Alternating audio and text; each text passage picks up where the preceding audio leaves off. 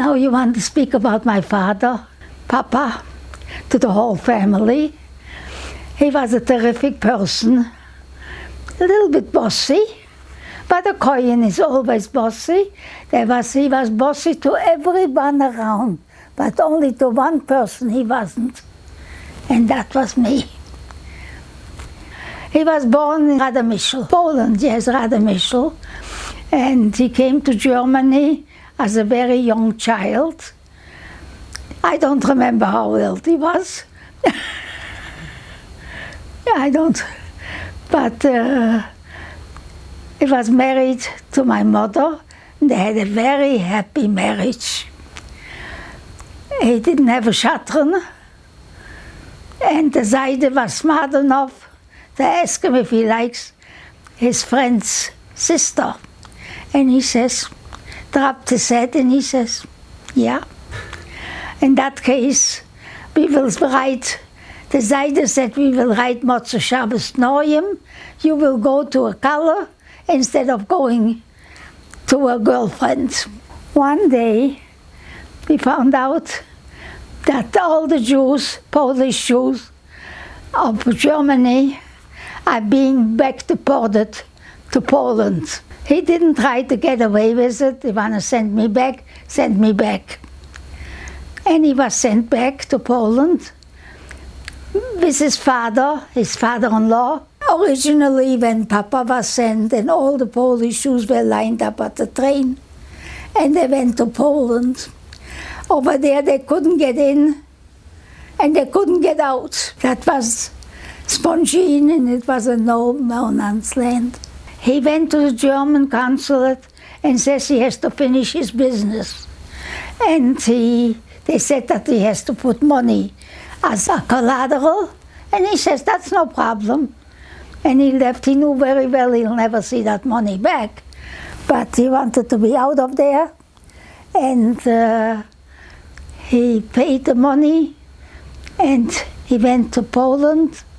He left Poland and he went back to Germany in order to liquidate his business. He got to Germany, but didn't go back to.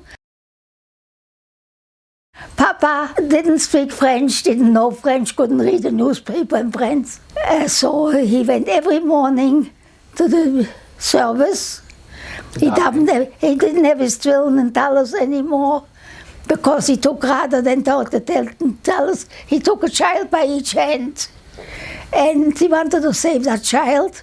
And every day, he needed somebody's tefillin and talis. And he borrowed it, and there he found out the continuation of Hitler. Here, Mama looked at him, and Mama says to him, "Wie is Santo Domingo?" And it was a tiny little island. They never heard of it before.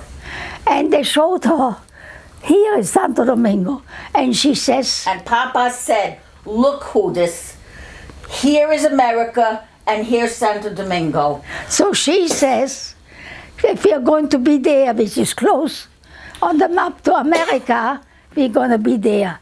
And they signed up to go to Santo Domingo.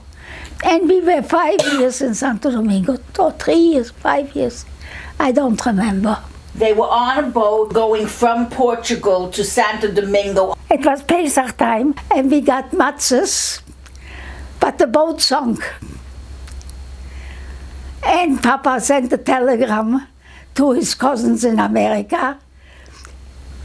Shortly before Pesach, boat sank, no matzahs, no tefillin, no talis, no nothing.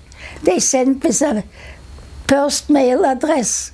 They sent airmail in the middle of World War II. They sent on an airmail package with matzahs. It was a fortune. But they had matzah on that boat. What else did you eat on the boat? Raw eggs. Papa washed the eggs, had a pin in his jacket, made a hole on the bottom, made a hole on the top, and says, "Sock." That was our nourishment. Pesach eggs, matzah, and fruits that you can peel. All those fruits we could not eat. He never allowed us to eat fruits that you cannot peel.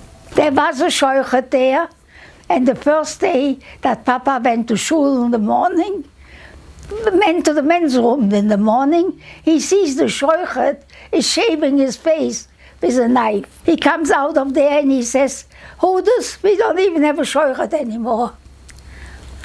Can't. Right. It's not reliable. A scheuchet that he was a great believer in kashrus, in Yiddishkeit, and I always say, on account of this, we got saved, and he got sick in Santo Domingo, because there was really not much for him to do. He's just a big smoker. Yeah, he was a big smoker. He got tuberculosis. He was in a sanatorium, and they said that he's going to die. But it turns out that Hashem is in charge of life and Hashem is in charge of death.